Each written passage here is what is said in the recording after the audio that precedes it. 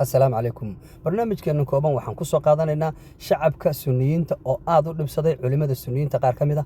علماء السنيين تقار كمذا الصومالي إيوه عرب له أيا وحيسي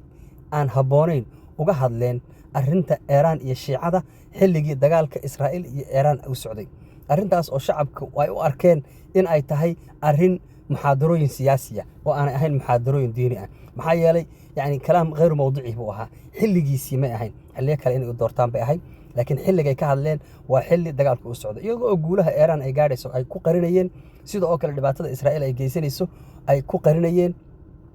سيدو أكل فلسطين يقزق دبعات كالسعودية أنا كهالين يعني runtii looma baahnayn xilliga ay ka hadleen ayaa aad loo dhibsaday marka bal mid kamida culimadaas ayaan kula wadaagayaa isaga oo si aad moodid jeesa in uu uga hadlayo bal aan isla eegno sheekhan waxa uu leeyahay haddaad hal bil Iran soo joogayso gabadh Faarisiyada qurux badan baa lagu siin halka bil iskala seexo hawlahaaga ka gudo markaad soo baxaysana wabillahi tawfiiq waxoogaad aad ku heshiiseen oo iska sii kadibna diyaaradaada soo raac waa aqeedadooda way mutca leeyahay ninka sida u jeesjeesaya waa Sheekh Umal waxaad moodaa in horta gabdha ka hadlayo qaab jeesjeesana uu u hadlayo wuxuuna ka hadlayaa Faarisiyiinta gabdhahooda buu yiri waxaad moodaa in uusan kala garanayn Faaris iyo Iran isku mid buu moodayaa miyaa Faarisiyiintu waa qoomiyadaha Iran dega mid kamid ah ma aha in Faarisiyiin kaliya ay degan yihiin Iran sida oo kale haddii Shiica laga hadlayo Faarisiyiin kaliya Shiica ma aha Carabta laftooda ayaa Shiica leh marka Shiica inuu ka hadlayo moodaa laakiin Faarisiyiin buu isagu yiri marka waxaad moodaa xitaa dadka aqalkiisa inuu ku ciyaarayo bal waxaynu eegaynaa sheekh kale oo isaguna saas oo kale u jeesjeesay mashruuc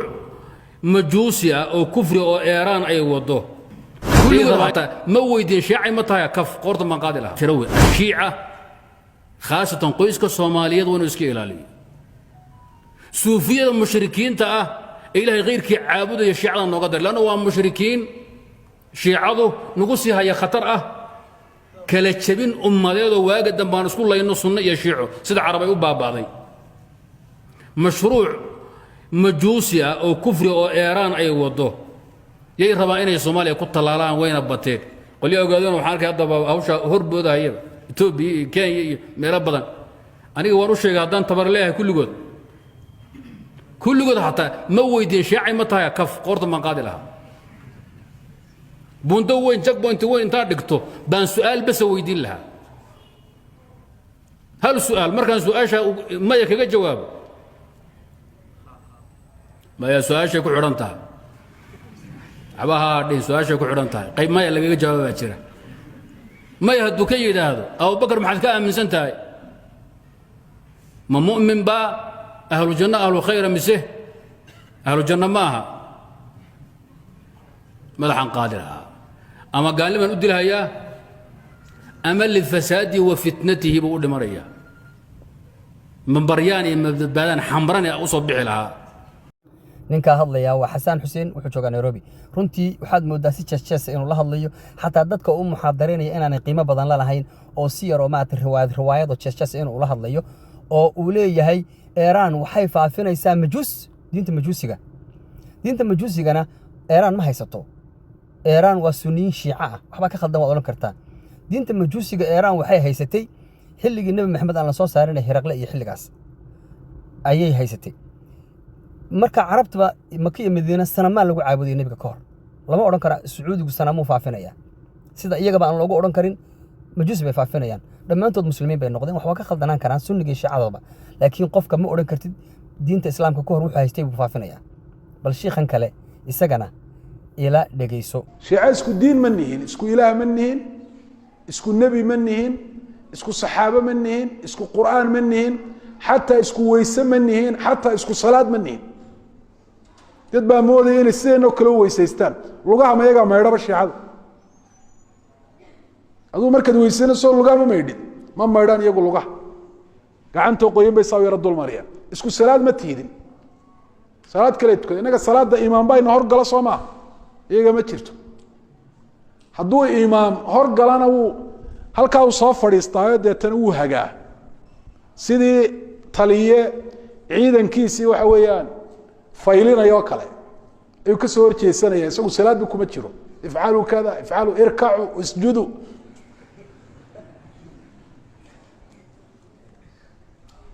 isku nebi ma nihin inagu nebi maxamed calayhi salaatu wasalaam oo saxaabadiisa ammaanay oo jeclaabaa nebigeenna ah oo caaisha ahayd xaaskiisii dumarkiisa ugu jeclaa ee uu ammaani u ihi fadlu caaisha calaa saa'iri nisaa ka fadli اthariidi calaa saa'iri طacaam iyaguna waxay leeyihin caaisha gabadh xun bay ahayd xafsa gabadh xun bay ahayd inaga nebigeenu waa nebi maxamed oo saxaabadiisa kuwa ugu dhowo ugu fadliga badnaa abubakr iyo cumar ay ahaayeen iyaguna abubakr iyo cumar waa gaalay leeyihin isku qur'aan ma nihin ninka isagana barbarooga baa la yidhaahdaa wuxuu joogaa hargeysa filaya kolley meelaha burciya hargeysa eryadaas joogaa ninkaasi wuxuu leeyahay isku qur'aan ma nihin isku diin ma nihin waa dhegeysteen af soomaali buu ku hadlayaa dee wax cajiib ah in uu dadka waxaa la soo hor fadhiisto shiicadu imaam masr waa kan shiicadu way adimaan way aqimaan way istujiyaan shiicadu hal mid maaha shiicadu intaas oo nooc weeyaan shiicadu maaragtay qaarba waa nooc weeyaan sida muslimiinta sunniyiinta ihiba ay intaasoo noocu yihiin qaarba xabaalaha bariya sunniyiinta eeraantana qaar baa saasoo kale baaba ah eeraan kaliya maaha shiicada guud ahaanba marka runtii oo wax lala yaabo in ay saa dadka ula hadlaan yani istikfaaf alcuquul weeye dadka waxaad moodaa inayn dadku waxba ogeyn dadka waxu sheegayaan marka bal dhegeyso ninkan shiicada ah ee isagu hadlaya ee caaisha iyo saxaabada ka hadlaya نحرم تحريما مطلقا وهذا ما تنطلق به كل فتاوانا التي نجيب بها عن أسئلة المستفتين أنه يحرم الإساءة إلى الصحابة وسب الصحابة ويحرم الإساءة إلى السيدة عائشة ونحن أيضا نقول نبرئ السيدة عائشة من قضية الإفك لأن الله برأها في ذلك ولا يجوز لنا اتهامها أو اتهام أي زوجة من زوجات النبي في هذا الموضوع على كل نحن نرفض أي إساءة وهناك بيت شعر لأحد علماء الأئمة من أهل البيت من علمائنا القدامى يقول وهو السيد محمد باقر حجة الإسلام فيا حميرة سبك محرم لأجل عين ألف عين تكرم shiikha hadlayay waa shiikh af carabi ku hadlaya oo shiico ah waxa uu leeyahay caaisha ma cayno zawjaatu rasuulka ma cayno saxaabadana waa muxaram in la caado halkaa waxaad ka garanaysaa in ay jiraan shiicadu kala duwanaansho weyn uu farqi u jiro way jiraan qaar saxaabada wax ka sheega caaisha wax ka sheega qaar markay barayaan ilaahay cali yidhaahda oo cali barya qaar waxaa jira hadallo badan oo khaldan ku hadla waynu ognahay mar raba inaan sharaxaad dheer oo maaragtay kliibkan yara kooban videoga kuma soo koobi karo laakiin shiicadu ma aha iiraaniyiinta keliya ma aha farisiyiinta keliya carab badan baa shiico ah shiicaduna dhammaanteed hal mid ma aha oo hal salle laguma wada ridi karo sida sunniyiintuba ayan u ahayn hal mid oo ay jiraan dad xabaalaha barya dad awliyada barya dad ilaahay cid aan ahayn wuxuu gowraca dad ilaahay cid aan ahayn wax ka baqa oo sunniyiina jira oo yaa xanaan yaa manaan raggi lahaaba sunniyiin bay sheeganayaan marka sida sunniyiintuba ay qaar indhala u leeyihiin oo gab ah oo aan micnaha xaqaba arkin qaarna ay u saxan yihiin qaarna dhexdhexaad u yihiin saasoo kale shiicaduna kala taha hal shiica ma jirto waxaa laga yaabaa in dadka shacabka ay aad ugu jahawareeraan maxay hadda u kala duwan yihiin hadda sheekh xasaan iyo umal iyo barbaraawi saddexdaa ninna ninka kale cilaaqaad lama leh ninba ninka kalena wuxuu u arkaa inuu yahay qof lunsan oo xaqa ka leexsan iyagoo oo sunni wada ah oo caqiidadooda isku mid tahay oo isku kutub akhrisanaya oo Soomaali ah oo isku luqad ku hadlaya oo wadan iska hal wadan oo Soomaaliya ka soo wada jeeda ayay waxay ninba ninka kale u haystaa inuu u baadil yahay Nairobi waxaa ku wada nool Sheikh Umal iyo Sheikh Xasaan ninba masaajid buu haystaa islaama tukadaan ninba ninka kale wuxuu haystaa inuu lunsan yahay haddaba waxa isku diray ee muslimiintiina ku sii diray ee ay sidan ugu dhaqmayaan waxa ku kalifaya sheekh ka hadlaya ayaan kula wadaagayaa bal dhageyso waxa isku diray ragga qaarkood baa waxay ku oranayaan kala manhaj baynu nahay ninba bari waxa wuxuu yiri nimanka maxaad inoogu geysay oo maxaa dhacay baan ku oro nimankan kala manhaj baynu nahay buu yiri markaasaan ku yidhi ma kale manhaj baynu nahay oo markaa ma kale caqiidaynu nahay markaasuu yidhi maya ma caqiida ugalama jeedo hee ma tafsiirkaynu ku kala duwannahay manhajka dee markaa jaamacaddaanu ku jirno jaamacaddaanu dhiganayn dee 15 maadaynu dhiganaaye manhajku waa maadadee ma 15kaynu ku kala wada duwannahay mise qayb kamid aynu ku kala duwannahay mise manhajku waxaanaynu dhiganaa maayo waa wax kale wadaadkii aakhirkii wuxuu yidhi anigu maanta manhaj ku sharaxi maaye nimanka kale manhaj baynu nahay wadaad Suudaani oo iskala saan jirnay oo ragga manhajka xambaarsanaha ee mas'alada manhajka loo dhiibay ayaa bari dambe oo iska dhigay oo arkay in meeshan faaruqto waxba ku jirin ayaa tusaale cajiib u sheegay wuxuu igu yiri isaga laftiisu cid ka soo naqlinayaan u maleynaya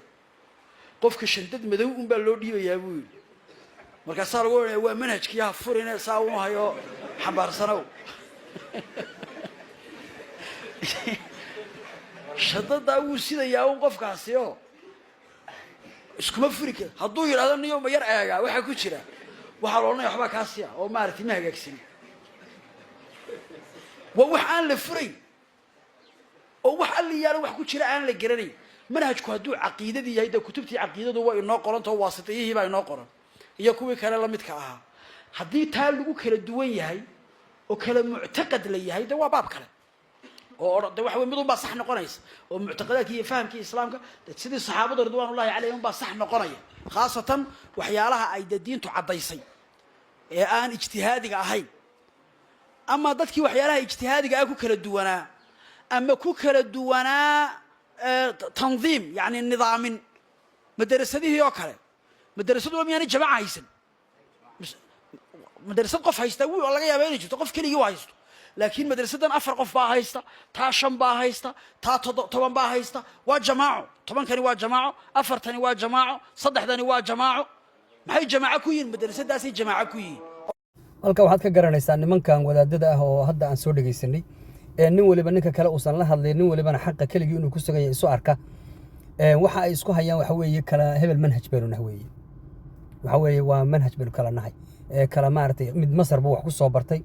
midna Yemen buu wax ku soo baranaya mid Sacuudiga wax ku soo baranaya mid wadan kale wax ku soo baranaya wadamada ay wax ku soo barteen aragtiya ay ka soo qaadeen ayay la imanayaan dalkii kadibna wadamadaas iyo siyaasado u qarsoon iyo mabaadi noocaas ay ka duulayaan marka waxa weeye dadka shacabka Soomaalida ahaana yaani culimaana waa shay weeye inta yaani waa isku wajaha wareereen marka waxa weeye runtii wax aad loola yaabo dadka Soomaalida in badan bay ka aamusnaayeen diin baa laga dhageystaa waxa loo baahan yahay waxay dadka u sheegeen qaal Allah wa qaal rasuuluhu noqdo siyaasadahan iyo waxan isirdanayay iyo ururadan ishaye iyo dawladahan Iran iyo Sacuudiga ishaye iyo waxyaabahan dhacdooyinka ah iyo dadka waxa way ku jaha wareereen waxa loo baahan Soomaalida in la mideeyo in maxay ahayd dhiig iyo dagaalka ka joogsado inay nabad ku noolaadaan in maxay ahayd ay dantooda raacaan baa loo baahan yahay laakiin qaabkan hadda jeeska aad u hadlaysaan yaani runtii waa wax ama idinkuna heshiis ma tiidin bulshadiina heshiis ma dhexdhigi kartaan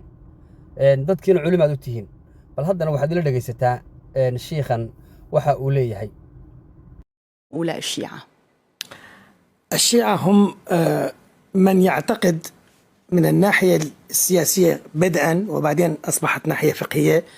من يعتقد بأحقية الإمام علي بن أبي طالب صهر الرسول وابن عمه وزوج ابنته فاطمة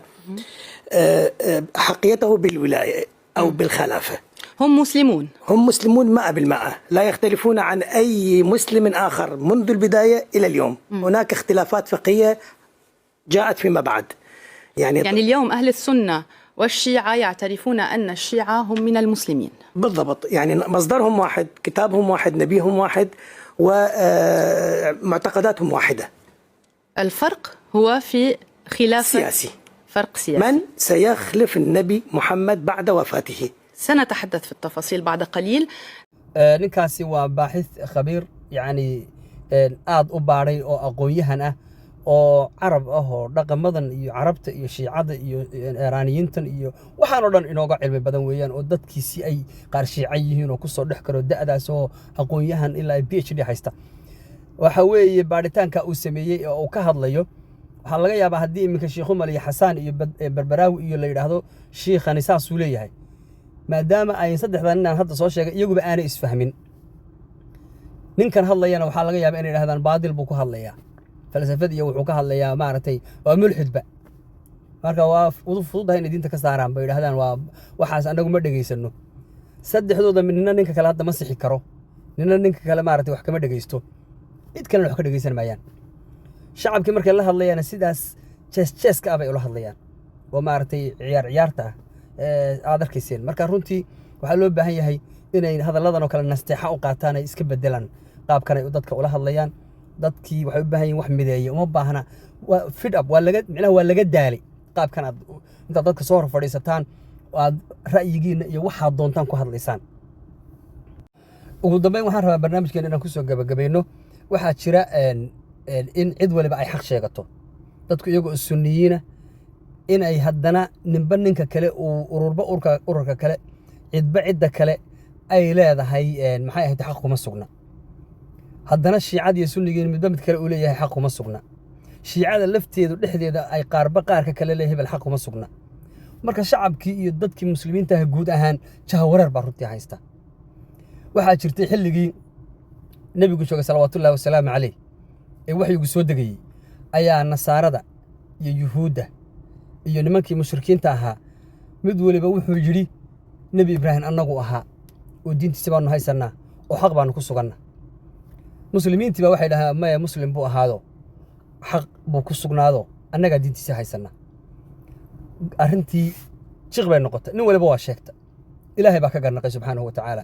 ilaahay wuxuu yidhi maa kaana ibraahiimu yahuudiyan walaa nasraaniyan walaakin kaana xaniifa musliman wamaa kaana min almushrikiin yuhuudina ma ahayn nasraanina ma ahayn nebi ibraahim mushrikiintana kama mid ahayn ee wuxuu ahaa qof muslina oo baadilka iyo xumaha ka soo beydhay oo xaqa ku toosan buu ahaa ilaah baa ka garnaqay saasoo kale waxaa jirtay xilli dadka muslimiinta ah iyo nasaarada kiristanka ah iyo yuhuudda mid waliba uu yidhi jannadaannu gelaynaa sidana annaga ahlu khayra ay wanaag sheegteen ilaahay baa ka garnaqay ilaahay wuxuu yidhi laysa biamaaniyikum walaa amaaniyi ahla alkitaab man yacmal su'an yujza bih marka sidaasoo kale ayaa cid waliba waxay u sheeganaysaa sidii xilligaaba loo sheeganayay inay xaq ku sugan tahay marka ogaada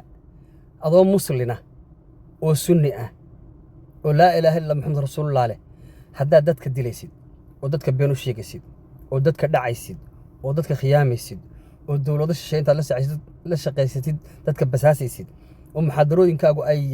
ilaahay dartii ahayne ay tahay ujeedooyin dahsoon oo shacabku jahwareerayo ogow ilaahay uu kaa jarayaa sunni baan ahay iyo xaq baan ku sugnahay iyo yacni laysa biamaaniyikum walaa amaani ahli alkitaab man yacmal su'an yujza bih marka waxaan u baahannahay in dadka wax midaynaya laga hadlo culimmadu inay wax midaynaya dadka u sheegaan inay nabadgelya dadka baraan waxbaa madaxa laga jarayaa waxbaa la dilayaa maxay ahayd gabdhaha la iska guursanayaa saan loo gelayaa qaabkan jees-jeeska ahee xataa aad cuquusha dadka ku ciyaaraysaan dadka masaakiinta idin dhegaysan idin hor fadhiya ee aad qaabka ula hadlaysaan maarata iska qusquslaysaan